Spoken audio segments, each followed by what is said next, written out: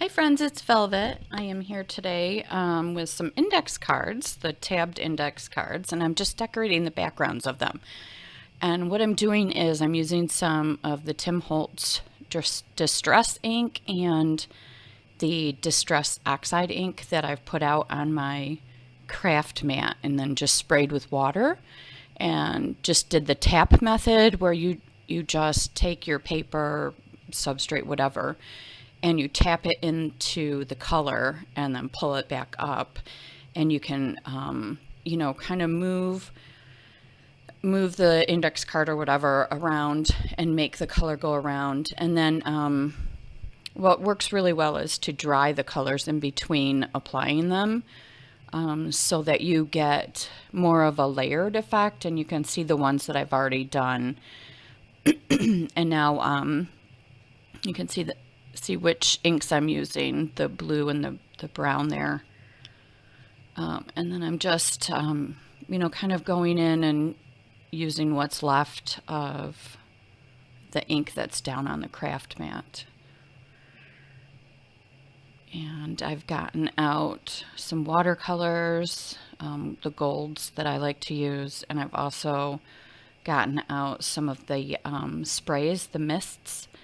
I think I got out 3 different ones, all kind of brownish, or I think there's like a brick red in there too. Very light colored though. And you can see I'm just kind of messing around with the inks on the background right now, and I'm drying it up because that really gives you the best results if you want any kind of layering. The more you put on when it's wet, the more likely it'll become a muddy color, which is fine if that's what you're looking for. And sometimes you are. But in this case, I didn't want the muddied effect. I really wanted to be able to see some of that blue and some of that brown.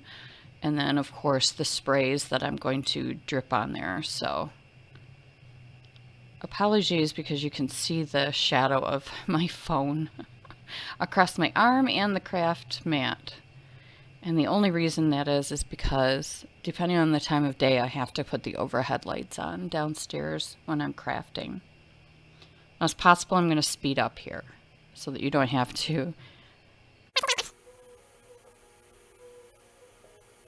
So I finished, well, it looked like I finished that one, but I think as I was kind of putting it away, I decided it needed to be heated a little bit more. I really love the layered look of the Distress inks. And, you're not limited to Tim Holtz Distress inks. You can use any dye ink that will work. You just kind of put it down on your mat and spray it, and it will work. So if there's a color that's not available in the Tim Holtz stuff, can't imagine there is, but it's possible. Or if there's another ink that you really like that's a dye ink, try it with that. Just spray it with some water once it's down on your craft mat and give it a go. And I was thinking about pigment inks too. I'm not sure if I've ever tried doing that with pigment inks. They might soak in a little bit more, so it might be a little bit more difficult to get the layered effect or get a watercolor effect, but hey, it can't hurt to try. Try on a scrap piece of paper or something. Might be kind of cool. So now I've got some of that done. I've reached over for some black soot ink now. I just wanted to add a little bit of the darker shade in here. I watered it down quite a bit so that it wouldn't be too black.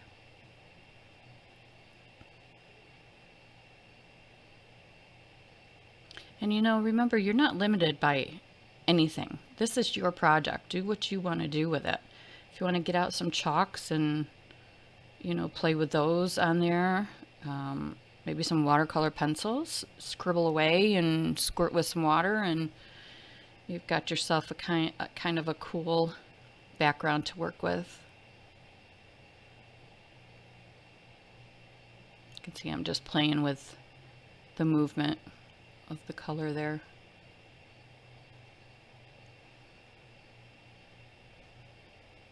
I think I don't do this enough. I really enjoy doing this, playing with color and playing, you know, with texture. It's just a lot of fun for me. And it ends up looking pretty cool too. Excuse me. So here I'm just still playing with that black, kind of moving it around, getting some streaks. And then what I'll end up doing with these cards is just gluing them to a page and making tucks or pockets out of them. They could even be kind of inserted into a pocket as a journaling card. Both sides are lined, so you could perhaps decorate one side and then leave the back for journaling if you want.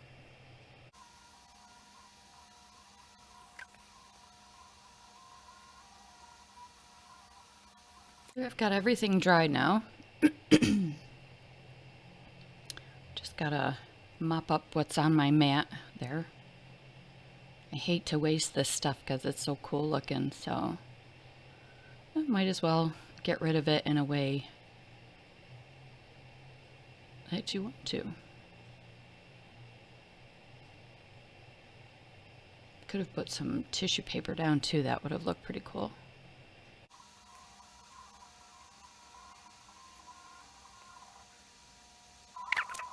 So here I am drying these layers in between and then adding to it so that you can see the different layers.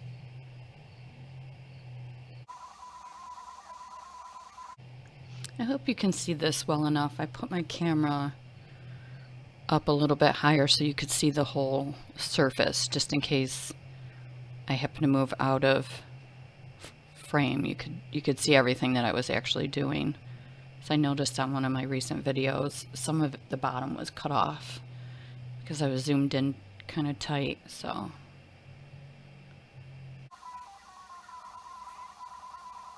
I see I'm going through them and seeing that I want some more color on some of them. And that's the beauty of this, is it's so easy to add to. Especially when the colors are right there on your craft mat for you.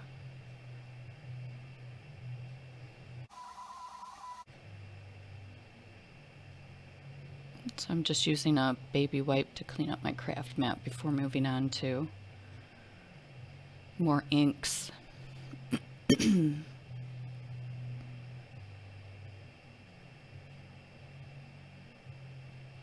so I had paused to get all of my stuff out, and you can see I'm showing you what I've gotten out, and it's some watercolor inks, my favorite, Kirtaki.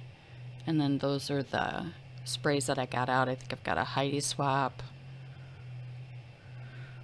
That looks like Diane.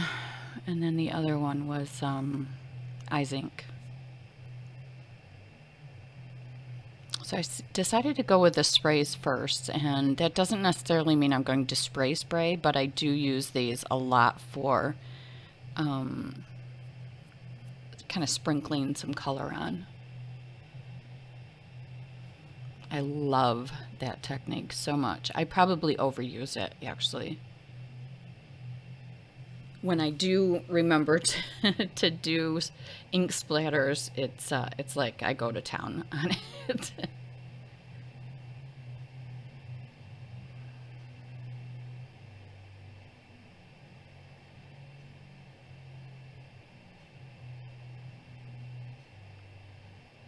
And then, of course, the nice thing about this is that you can dry this in between, or just set aside and set that one aside and work on your next one, and, you know, let it dry itself. So with the watercolor inks, I always use a fan brush if I'm doing splatters. I just like how that works, because the fan brush, once you get it wet and dip it into the pan, it separates. The feathers kind of separate, and you get some really cool effects with that. Here I'm just trying to mix it up a little and use a little bit of the spray. A little goes a long way. And then I'm putting on a couple of dots.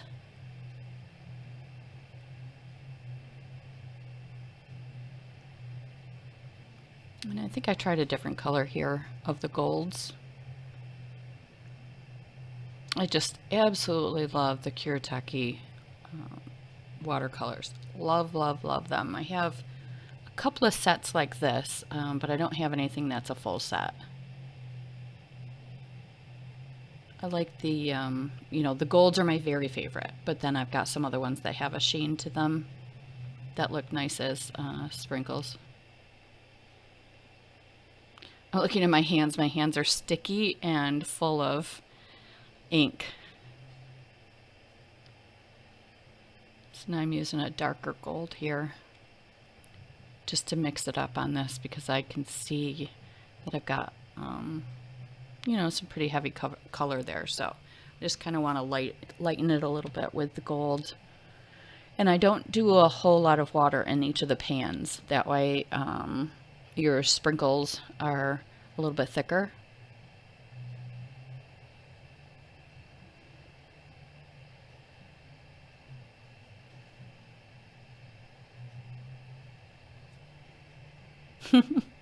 My hand was so wet from the sprinkles that I rubbed the card, the index card, on my hand. Waste not, want not, as my mother would have said. And here I'm just bringing in some more of the mists.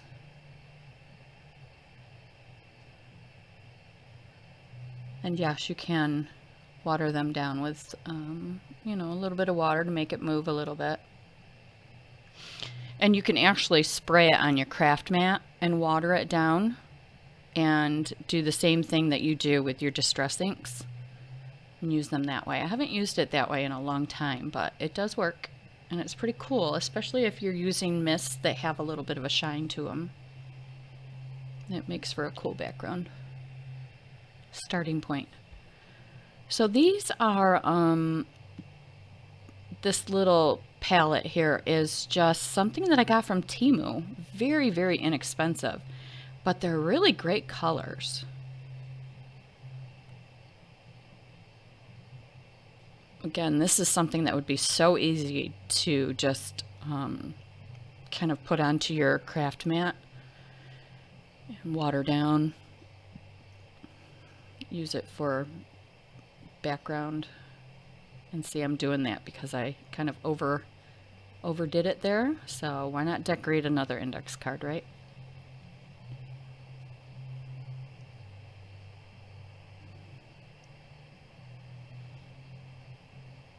Decisions.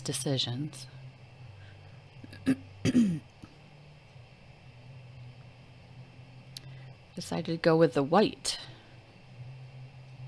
watercolor here because there's some dark colors on this index card. Yeah, that's the white. It's not a vibrant white, but it's enough to break up that solid color, you know, the dark color that's there. And again, got it all over my hand.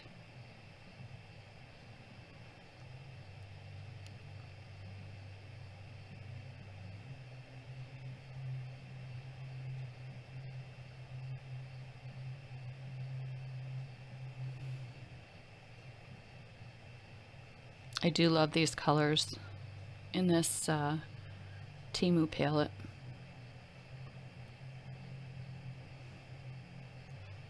I do have a Kuretake palette that has some of these colors in it, and they are gorgeous. I just grabbed this because it was on top of my pile. And it works. It serves its purpose.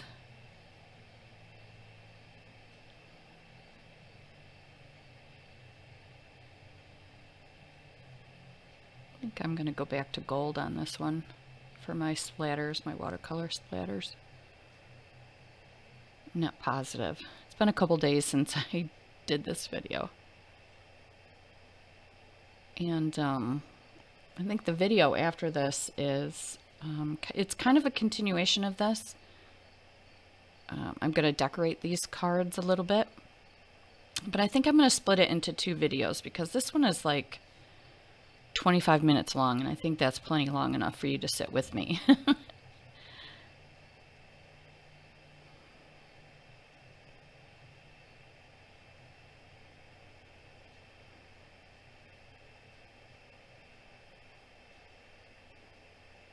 So a cool thing happened here when I was drying this one. One of the droplets from one of the mists was pretty thick, and I dried it close. I held the heat gun close to it, and you can see that it left some texture there. It's actually raised, and I really like that. Doesn't always work though.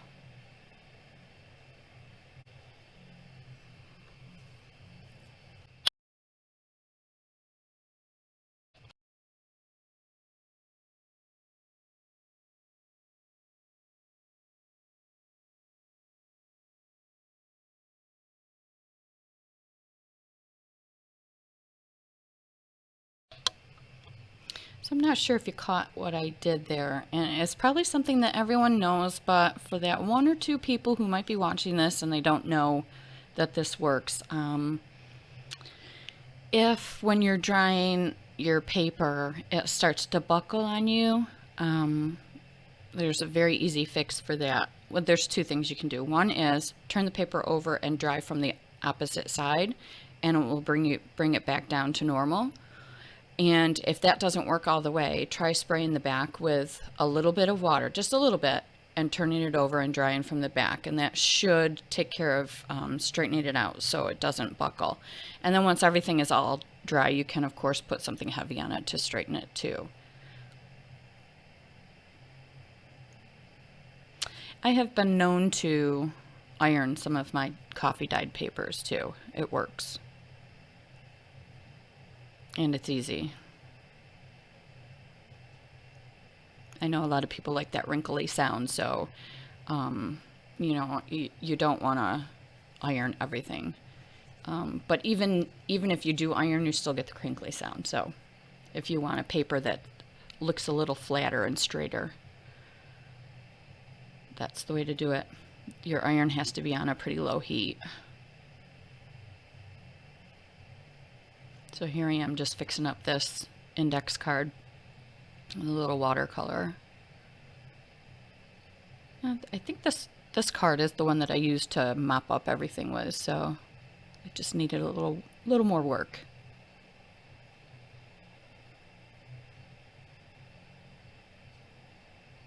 Yesterday I brought some of these index cards, the blank ones, up because I had boiled some roses, some red roses that I had gotten from my husband, and I had the water in my fridge and it was time that I needed to use it up. So I just brought some of these up and just kind of dipped them in the water and set them out, and I put a stencil on top of a couple of them, and they turned out kind of cool.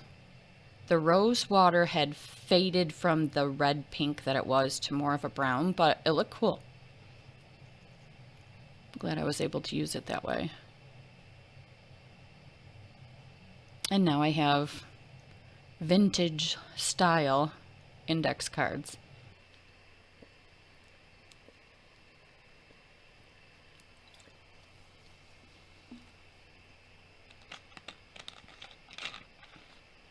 So we're just about done here.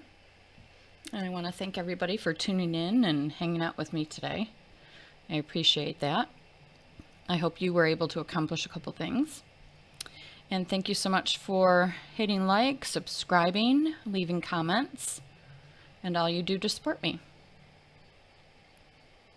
Have a great day.